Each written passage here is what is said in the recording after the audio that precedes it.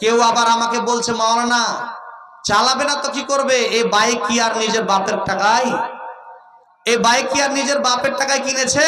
বলে কিসের টাকায় কিনেছে জি? তো বলছে শ্বশুরের দেওয়া বাইক।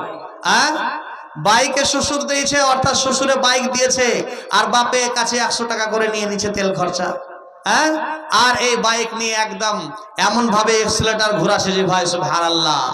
তাই কই বলছেন বাইক দিচ্ছে শ্বশুর মশাই, আব্বু দিচ্ছে তেল, তাই তো আমার গতির সাথে জেড বিমানও ফেল।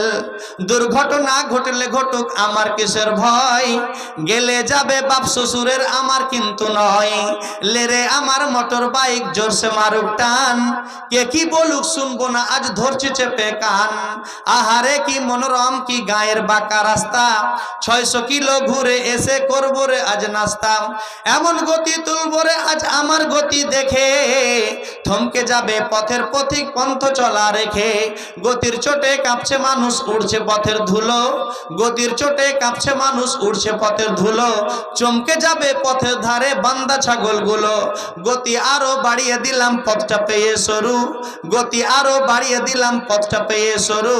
হঠাৎ দেখি সামনে আমার বিশাল বড় গরু, ধাক্কা লেগে হুন্ডায় আমার পড়লো গিয়ে খাদে, ধাক্কা লেগে হুন্ডায় আমার পড়লো গিয়ে খাদে। আর তখন আমার হুঁশ ছিল না, ফিরছে দুদিন বাদে। দুদিন বাদে জ্ঞান ফিরিলেছে দেখি ভাই, আমার যে 2 পা ছিল একটা সাথে নাই।